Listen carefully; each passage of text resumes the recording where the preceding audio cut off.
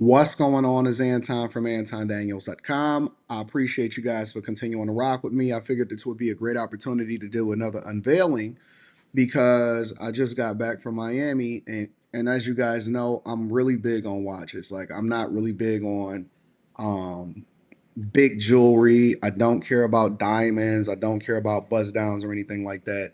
But I'm really big on watches, specifically Rolexes. And it's a reason for that. Number one, because they hold their value. And so, I like nice things, but I like nice things and being able to wear them.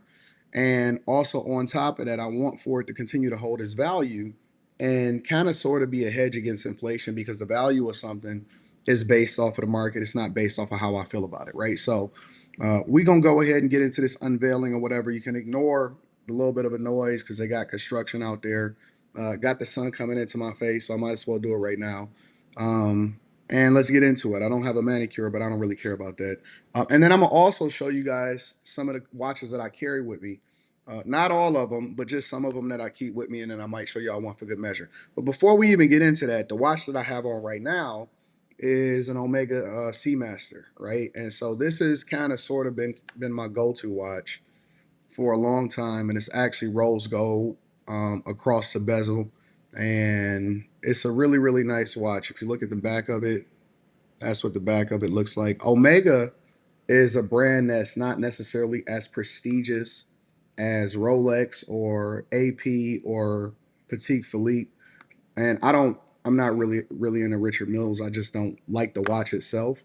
But Omega is a really nice watch, and it's kind of a not if you know type of watch, but it's more or less the type of watch that you would try to get when you once you really start to appreciate the brand itself. You can actually see. I don't know if you can see it on this camera. It's a really nice watch. And so I was inside of my jeweler. Actually, the authorized dealer that sold me this actually sold me this watch also, but I've had this one for a while. A lot of you guys actually went along for the journey when I kind of impromptu bought this. I was just kind of browsing and looking inside of the store or whatever, and I was down in Miami, and it was just a really nice watch that I liked. I liked the blue band and things like that, and so this is kind of my go-to watch of what I wear on a regular basis. A lot of you guys see me wear this on the Millionaire Morning Show, and so this is my baby right here. This is it's a really nice watch. It's the watch that older white men see, and or when I go to a place or an event or something like that, and they see it, they're like, oh my god, you got that nice Seamaster or whatever. So it's cool. But this is the watch that I picked up down in Miami yesterday. So from I got a call from my jeweler and or not jeweler from my dealer. I'm saying it like it's a drug transaction. I got a call from my dealer, and he was like, "Yo, Anton, finally got your Grail watch in." And so this is one of my Grail watches. This is one of the watches that I really wanted, and I'll tell you why. Because every single watch is a milestone moment. All right, every single watch is a milestone moment, meaning that I don't just go out and buy watches just so I can buy watches. I go out and buy watches to commemorate certain things that I've achieved in my lifetime or certain milestones that I hit. And so it's a representation of something, right? It's somewhat of a commemorative moment that means things to me. So when I pass this down to my daughter or I pass my watch collection down to my daughter, and I got the actual book with the serial numbers and stuff like that. I don't really want to show y'all that because obviously, for obvious reasons, the warranty booklet and all of that stuff. And so all of that is back here. I'm gonna just show you the watch itself. It is what it is. But all of these watches actually represent something. It represents finishing something. It represents an accomplishment. And so, when you see these different watches, is meaningful. Is meaningful for certain businesses that I've opened, certain milestones that I've hit when it comes to content creation. And so it's a lot of different things, right? That I've bought these watches for, and so they're meaningful to me, and then they'll also represent something when I decide that I want to give them away, or when I want decide that I want to pass them down to my daughter, or so on and so forth, right? This watch in particular, though, is a Sky Dweller. It is the rose gold Sky Dweller. It is absolutely beautiful. I got the rubber band on it. I didn't want the one with the. I didn't want the metal bracelet. I wanted my bracelet to actually be the black rubber bracelet because I kind of really liked this bracelet on the Speedmaster or on the Seabaster. I mean, and if you notice, I really started to have drawn an affinity for rose gold. I like yellow gold also, but the rose gold is absolutely beautiful. This is one of the most complicated watches that Rolex makes. So a lot of people, a lot of the rappers and stuff like that, they like the presidential and then they like to bust it down. And I love the presidential also, but my Grail watch is this one. It is the rose gold Sky Dweller.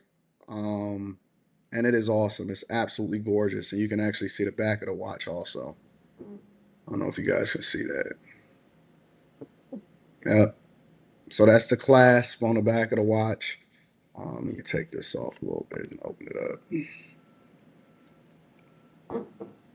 That's the inside of it.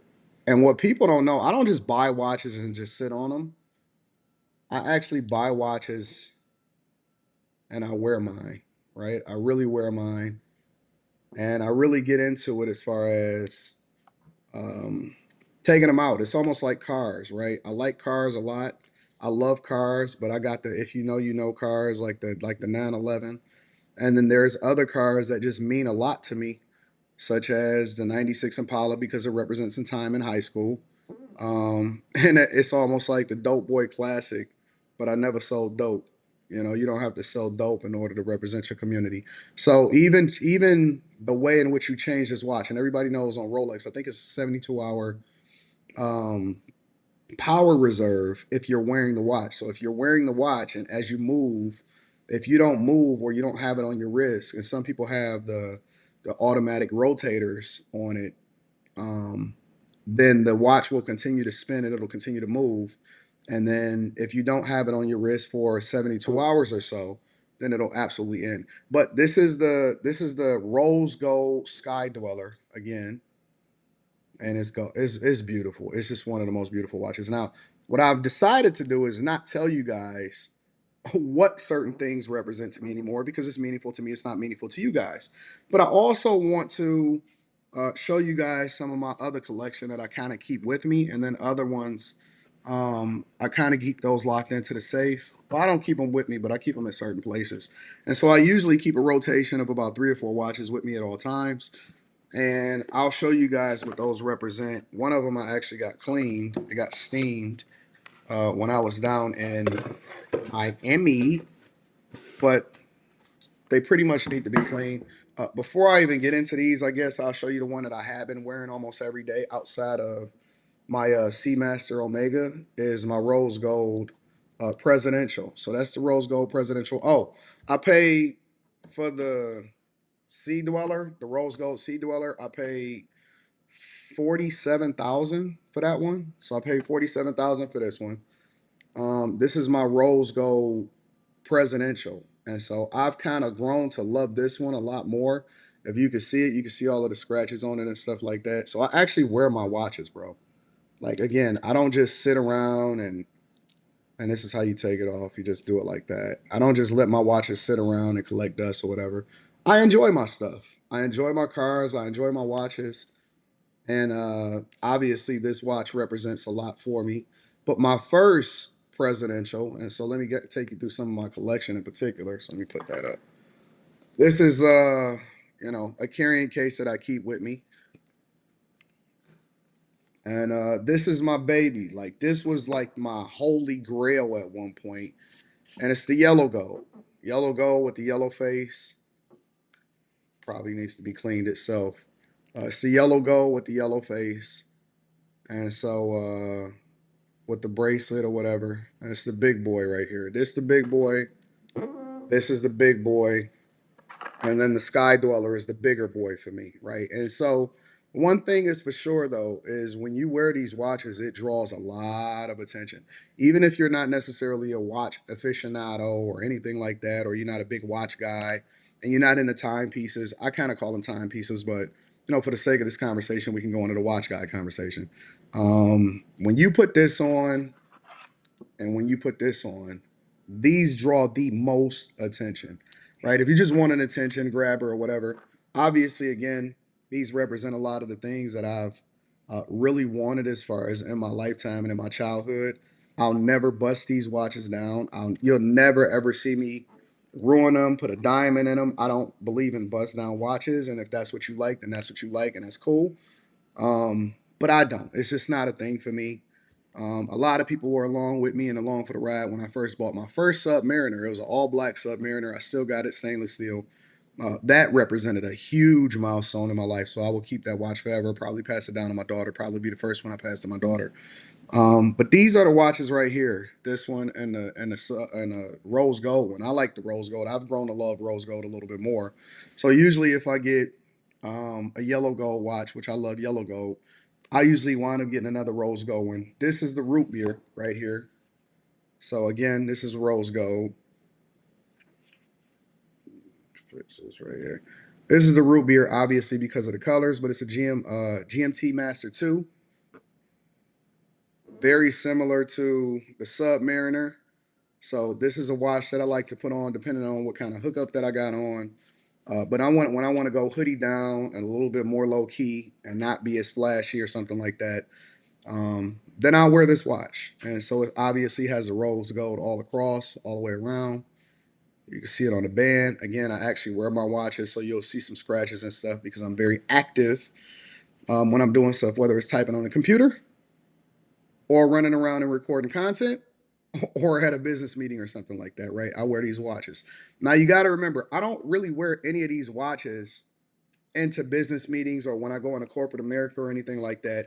Usually I'll either wear this one or I'll wear the all, stainless steel with the black face Submariner. And this is another Submariner that I like because even though this is a sub, again, this is still really, really flashy, kind of sort of because you have the yellow gold that's going all the way around it.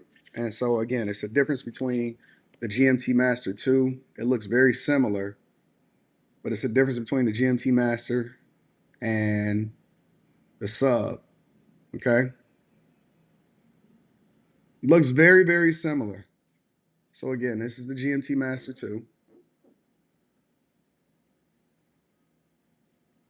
And this is a Submariner date.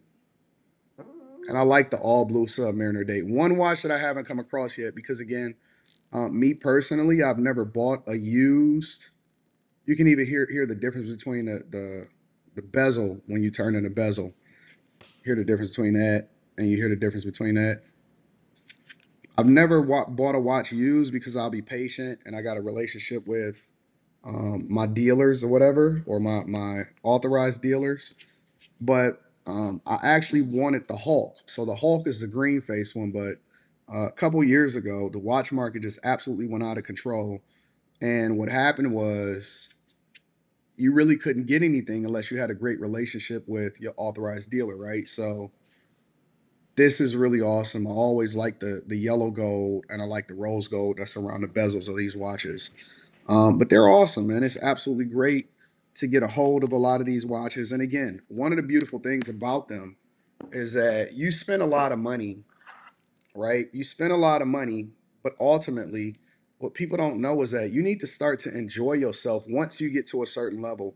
And you have to start embracing it. But when you do start spending money, and when you do decide that you want to buy stuff, and it's okay to buy the cars or whatever, I tend to buy the things that hold their value or appreciate over a period of time. This Omega, it's not necessarily going to increase in value, right? But it's a very nice watch, and if you know, you know. Once you start really getting into timepieces, you start to buy the things not just that holds their value, but also things that you start to love and that you've watched and that you've paid attention to. I like Tudor.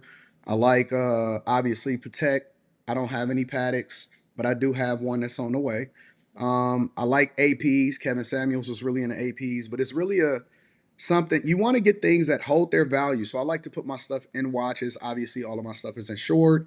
That holds their value, somewhat beats the rate of inflation, and that you can continue to enjoy. And if I ever wanted to get rid of these, again, I don't plan on getting rid of any of my watches. But if I ever wanted to get rid of these, I can relatively get my money back or get even more, depending on the watch that it is, than what I paid for it, right? I have a Submariner date, my very first Submariner date that I paid, I think like $8,900, $8,700, almost $9,000 for, that is worth more, obviously, than when I paid for it. And so, it's great things to be able to wear and enjoy. I love watches. That's my thing. Again, I'm not into buzz downs because I think that it actually ruins the watch. But get what you want. Get the thing that you think is awesome for you, and enjoy it and learn how to really appreciate it. And don't just buy stuff just for the sake of buying stuff. Buy it because you truly appreciate it, or commemorate something that's meaningful to you, or you've learned about the market itself and you do the research on it and all of that, right? So again, this one is probably going to get put up now, and or it'll get replaced out or placed out, and then I'll probably be wearing the Sky Dweller more often than not. So just giving you guys a little bit of an update of what's going on out in these streets, man, and why I make one day turnaround trips in order to make sure that I go and get what it is that I need. Or if you see me streaming in a different place, that's why. I love you guys. I appreciate you. Y'all tell me what y'all think about my watch collection. If you like it, if you hate it, let me know. I'm cool with it either way. And what you would like to see next in a collection, or if you want me to do more showing you and bringing you along the journey when I actually do these purchases, because I could have vlogged it, but I just wanted to enjoy it. They bring you the champagne and the sparkling water, and that's always cool, especially the first time that you experience it. But it's not that big of a deal. I just appreciate the watch itself, and I also appreciate my authorized dealer that hold me down. All right, so let me know if y'all want to see more of these type of videos. If not, then I'll just keep it to myself. But I always like to bring y'all along with it for the journey, because that's why we started this channel. I love you guys. I appreciate you. I'ma holler at you later. Peace.